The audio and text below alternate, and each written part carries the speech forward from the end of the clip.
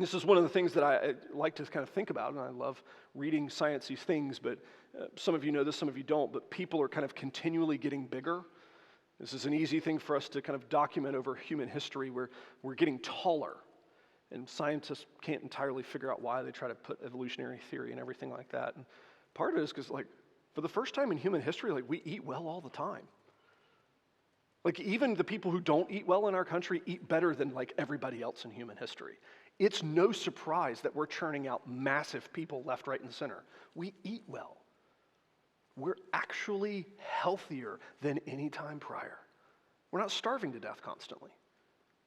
As a result, people can grow. It's amazing. It's amazing what happens when you eat. Spiritually, it's the same thing. It's amazing what happens when you eat. And as with most things, do you realize it in the moment?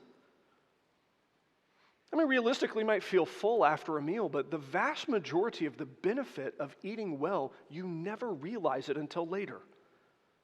I mean, I guess parents have those moments where they look at their kids and they're like, did you grow 5 inches last night?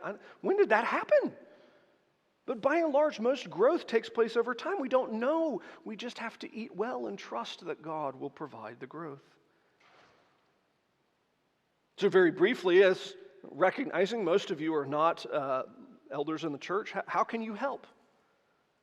How can you help the leadership of this church feed the sheep? And I would say, number one thing is learn your Bible. Learn it. Right? Preaching to a congregation that knows their Bible is way easier and way more fun than preaching to a congregation that doesn't. Much more enjoyable. And I would even go so far as to say, not just learn it, but learn what it says, not what it means to you. Now, I would make that distinction. This is a very important distinction.